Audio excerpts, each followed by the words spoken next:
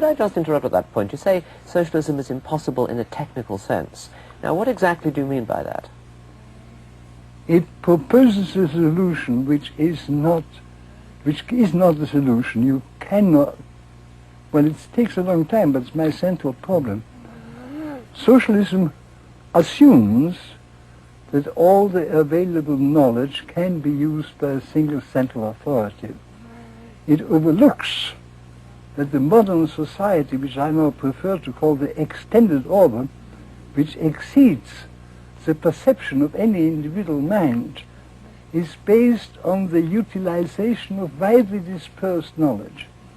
And once you are aware that we can achieve that great utilization of available resources only because we utilize the knowledge of millions of men, it becomes clear that the assumption of socialism that a central authority can command all this knowledge is just not correct. So what you're doing is you're turning on its head the common point one often hears from the left, that because the problems of modern society are so difficult, that they require planning. You're saying because they're so complex, they make planning impossible.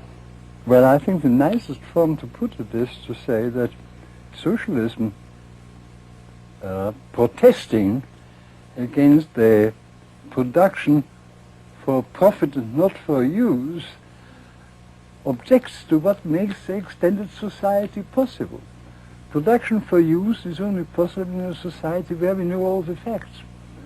But to achieve the situation where we're all working for people whom we do not know and are being supported by the work of people we do not know is made possible because we produce for profit. Profit is a signal which tells us what we must do in order to serve people whom we do not know.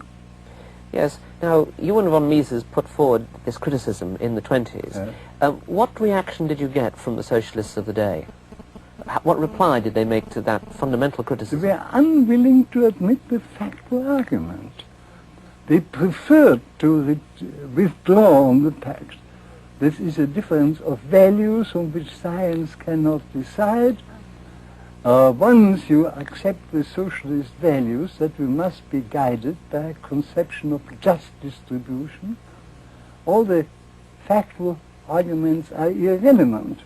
Well, of course, the factual arguments prove that the just distribution is impossible unless the distributor knows all the facts. So my answer is, if the factual assumption of socialism were correct, it would be a moral duty to aim at the just distribution. But you have to recognize you cannot do it. In fact, you can produce enough to maintain the present population of the world only because of a spontaneous process or mechanism which enables you to make use of infinitely more information than any central authority possesses.